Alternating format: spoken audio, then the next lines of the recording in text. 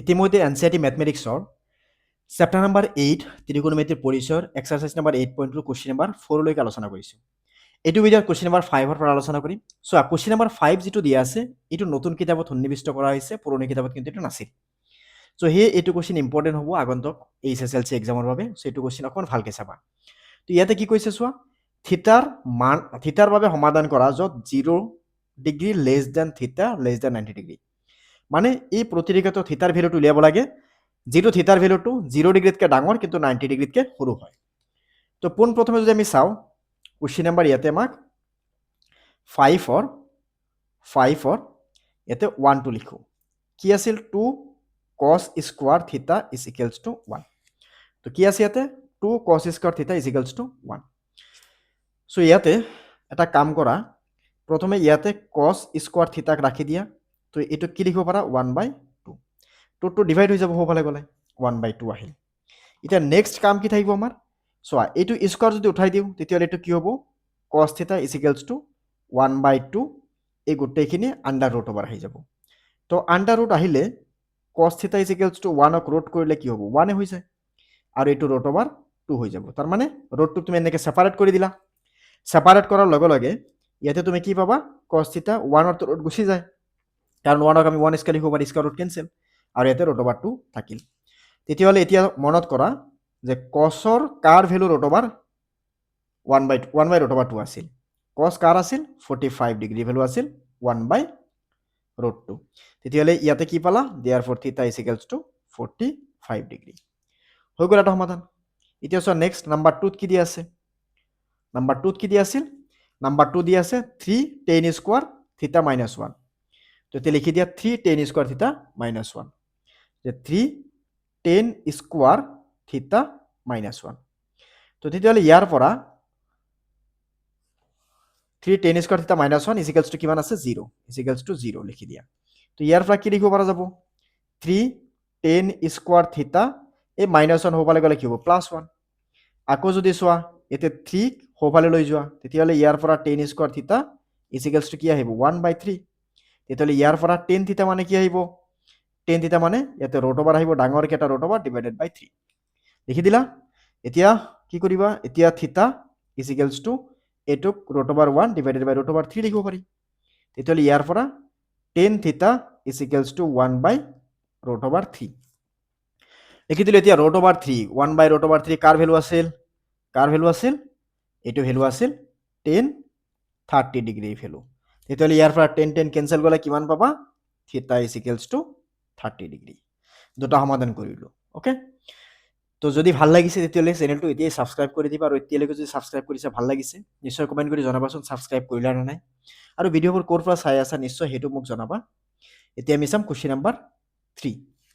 তো নাম্বাৰ 3ত কি দিয়া আছে? 2 cos thrice theta is equals to 1। Number 3ত কি আছে আমাক ইয়াতে? নাম্বাৰ 3ত আছে যে 2,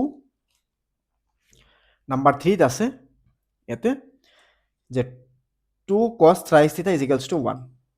তো পোনপ্ৰথমে কুৱেশ্যনটো লিখি লওঁ।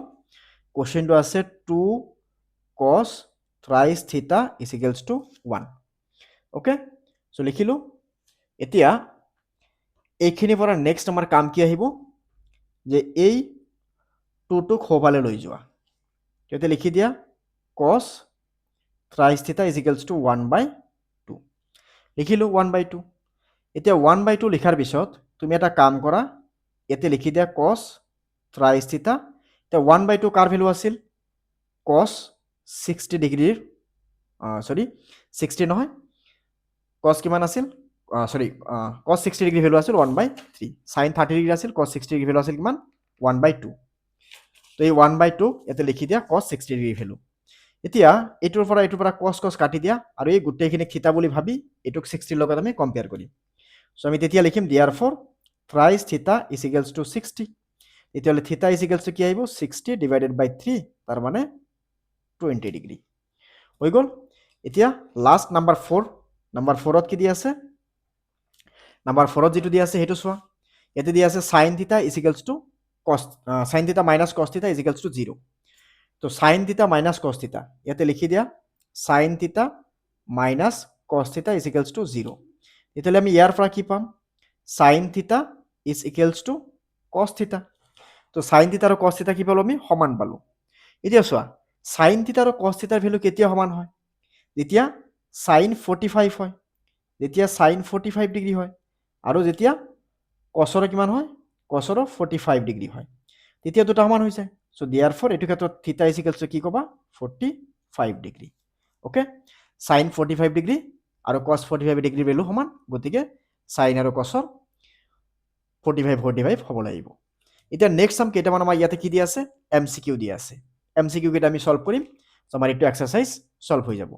পোনপ্ৰথমে চোৱা ইয়াতে কি কৈছে টেন থিটা মানে যদি 1/√3 হয় থিটা মানে কিমান। এতিয়া টেন থিটা মানে কৈছে 1/√3। 1/√3 কাৰ ভেলু আছিল টেন 30 ডিগ্ৰী ভেলু আছিল। তেতিয়া টেন কাটি দিলে থিটাৰ ভেলু কিমান আহিব 30 ডিগ্ৰী, তাৰ মানে 30 ডিগ্ৰী হৈ যাব ইয়াৰ শুদ্ধ উত্তৰ। 7 নম্বৰ কি কৈছে যে তলৰ প্ৰশ্নৰ উক্তি সংক্ৰান্ত এটা বাক্যৰ পিছত আৰ সংক্ৰান্ত অন্য এটা বাক্য দিয়া আছে, মানে ইয়াতে এছাৰশ্যন ৰিজন বেছ দিয়া আছে। তো চোৱা এছাৰশ্যনত কি কৈছে সাইন 45 ডিগ্ৰী মান কছ 45 ডিগ্ৰী মানৰ সমান, কথাটো শুদ্ধ, কাৰণ সাইন 45 কিমান আছিল 1/√2, কছ 45 আছিল 1/√2, তো 1/√2 সমান, কথাটো শুদ্ধ হ'ল। দ্বিতীয়তে কি আছে যে কছ থিটা is equal to sine theta যেতিয়া থিটাটো 0 ডিগ্ৰীতকৈ ডাঙৰ 90 ডিগ্ৰীতকৈ সৰু হয়। তেতিয়াহ'লে সাইন থিটা কছ থিটা যদি দুটাই কি হ'ব সমান হ'ব, এতিয়া কি কৈছে দুটাই সমান হ'ব যেতিয়া 0 আৰু 90ৰ ভিতৰত থাকিব, কথাটো শুদ্ধ নহয়, কিয়নো 30 ডিগ্ৰী কি হয় 30 ডিগ্ৰীটো 0 ডিগ্ৰীতকৈ ডাঙৰ কিন্তু 90তকৈ সৰু, কিন্তু সাইন 30 যিমান কছ 30 সিমান নহয়। সাইন 30 মান কিমান 1/2, কিন্তু কছ 30 মান হৈছে √3/2। গতিকে আমি কি ক'ম ইয়াতে উক্তি এটো সত্য কিন্তু যুক্তিটো অসত্য, তাৰমানে অপশ্যন নম্বৰ চিটো হ'ব ইয়াৰ কাৰেক্ট এনসাৰ। এতিয়া নেক্সট চোৱা নাম্বাৰ 8ত কি আছে। নাম্বাৰ 8ত দিয়া আছে যে ত্ৰিকোণমিতি অনুপাতৰ এইকেইটা চাবা, এই question number 8, question number 7, question number 6, question number 5 এই গোটেইখিনি কিন্তু নতুন কিতাপতে দিয়া আছে। মই এইটো টিক দি ৰাখিছোঁ যে এইটো চাবা যিটোত এইটো টিক দিয়া হৈছে এইটো নতুন কিতাপতে সন্নিৱিষ্ট কৰা হৈছে, এইটো কুৱেশ্যন সলভ কৰি আছোঁ। যে ত্ৰিকোণমিতিক অনুপাতবোৰ 60 ডিগ্ৰীৰ কোণত তলৰ কোনটো শুদ্ধ অধক্ৰম। 60 ডিগ্ৰীৰ ক্ষেত্ৰত কোনটো শুদ্ধ অধক্ৰম সেইটো কৈছে মানৰ ক্ষেত্ৰত, মানে তলৰ অনুপাতটো 60 ডিগ্ৰীৰ ক্ষেত্ৰত দিয়া আছে চবকেইটা। টেন 60 ডিগ্ৰী চোৱা, এতিয়া টেন 60 ডিগ্ৰীৰ ভেলু কিমান আছিল, ইয়াতে গোটেইকেইটাৰ 60 তুমি ভেলু চাব লাগিব। ইয়াতে কি আছে সাইন কছ টেন এই তিনিটা দিয়া আছে, তো চবতকৈ সৰু কাৰ ভেলু ইয়াতে চোৱা, ইয়াতে 60 ডিগ্ৰী ইয়াতে কিমান আছে √3/2, ইয়াৰ আছে 1, ইয়াৰ আছে √3। এতিয়া √3 ভেলু কিমান, √2ৰ ভেলু কিমান আছিল 1.4 সামথিং, আৰু √3 ভেলু কিমান 1.6 সামথিং, আৰু এইটো যদি তুমি হৰণ কৰা তেতিয়াহ'লে এইটো কিমান পাবা, এইটো 0.5 পাবা, এইটো কিমান পাবা 0.5। তো চবতকৈ সৰু আহিব কোনটো, চবতকৈ ডাঙৰ আহিব এইটো, তাতকৈ সৰু এইটো, তাতকৈ সৰু এইটো, হয়নে নাই। তেতিয়াহ'লে আমি কি ক'ম যে টেনতটো চবতকৈ কি আহিব, টেনতটো চবতকৈ সৰু আহিব, ডাঙৰ আহিব, তাতকৈ অকণমান সৰু আহিব সাইনতটো, তাতকৈ অকণমান সৰু আহিব কছৰটো। তো তুমি চাব পাৰা ইয়াতে, তুমি যদি ইয়াতে চোৱা গোটেইখিনি, তো এটা কাম কৰিবা √3 / 2 1/2 √3 গোটেইখিনিৰ ভেলু উলিয়াই চাবা, বা কেলকুলেটাৰ ইউজ কৰি কিনে তুমি চাব পাৰা, চাই কিনে জাষ্ট এনচাৰটো বহাই দিবা, ঠিক আছে। চ' আমি কি কৰিলোঁ এইটো ভিডিঅ'ত exercise number 8.2 question number 5, 6, 7, 8 solve কৰিলোঁ, আৰু ইয়াৰ আগৰ ভিডিঅ'ত 1ৰ পৰা 4লৈকে সলভ কৰা হৈছিল। চ' লগতে এই চাৰ্টটোৰ বিষয়ে মই ডিছকাছ কৰিছোঁ, এই চাৰ্টৰ এটা ভিডিঅ' বনাই দিছোঁ, এই চাৰ্টটো অকণমান চাবা। লগতে নেক্সট ভিডিঅ'ত আমি আলোচনা কৰিম এই এক্সাৰচাইজ নম্বৰ 8.3ৰ প্ৰশ্ন উত্তৰৰ বিষয়ে, ঠিক আছে। চ' এইখিনি চোৱাৰ আগতে তুমি এটা কাম কৰিবা, এই গোটেইকেইটা বস্তু তুমি মনত ৰাখিবা, এইখিনি ফৰ্মুলা আমি এইবাৰ এপ্লাই কৰি কিনে আমি সলভ কৰিব লাগিব, ঠিক আছে। চ' আকৌ আমি লগ পাম পৰৱৰ্তী ভিডিঅ'ত, ধন্যবাদ।